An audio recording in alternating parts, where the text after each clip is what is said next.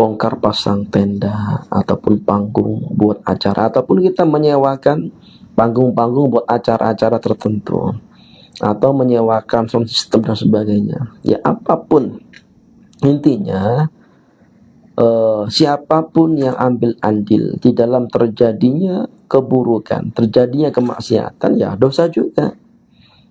Kalau sudah tahu itu panggungnya buat konser dangdutan, lagi perempuan campur di situ, kok malah kita menyewakan? Meskipun kita menyewakan, entah itu menyewakan panggungnya, tendanya, maupun sound systemnya, ya sama.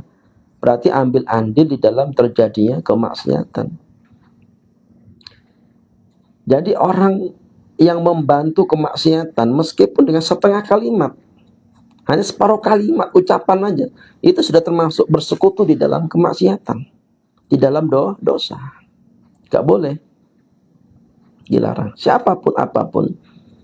Itu kalau kita sudah tahu ya, sudah tahu memang buat kemaksiatan, malah kita ke sana, kita bantu, kita sewakan. Sama kayak kita jualan pisau. Sudah tahu yang beli ini mau beli pisau buat bunuh orang, kalau kita jual tetap haram, dosa. Meskipun kita jualan, haram. Kita jualan material, toko bangunan. Sudah tahu orang itu beli buat bangun tempat kemaksiatan, ya dosa, haram. Gak boleh. Jadi gak ada istilah, oh yang penting saya gak ikut campur, saya cuma dagang doang kok. Gak bisa itu. Jual pakaian-pakaian yang terbuka auratnya. Kalau kita tahu, benar-benar tahu yang beli akan dipakai di tempat umum, dipakai di hadapan laki-laki bukan mahram, ya dosa. Kalau tahu gitu. Dulu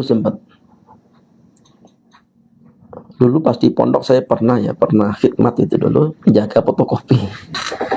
Jaga fotokopi, ada orang fotokopi apa gitu. Saya cek dulu, loh ini kok pas kebaca isinya nggak baik ini. Saya tolak. Sempat dia marah-marah, biarin. Saya minta maaf, saya baik-baik, maaf Pak, saya nggak berani ini, nggak baik. Saya nggak mau. Dia ngomel pergi, ya biarin aja.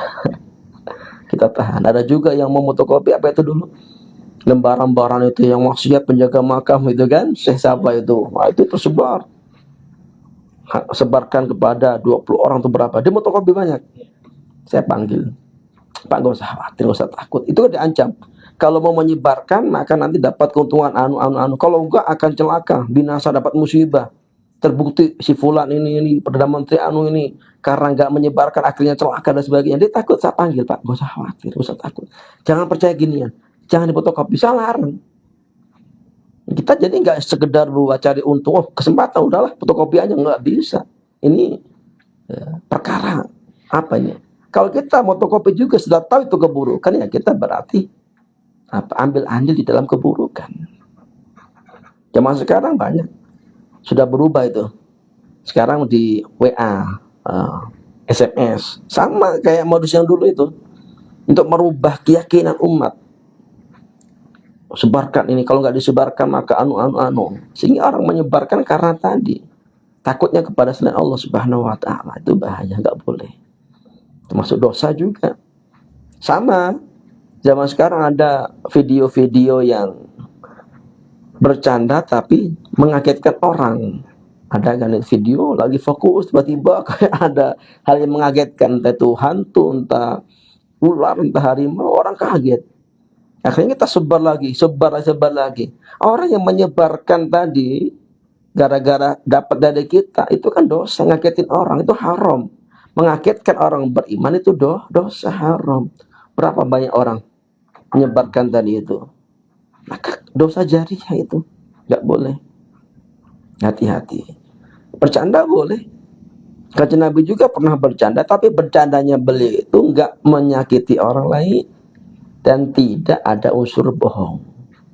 Boleh bercanda, tapi tanpa dusta, tanpa menyakiti siapapun. Wallahu a'lam.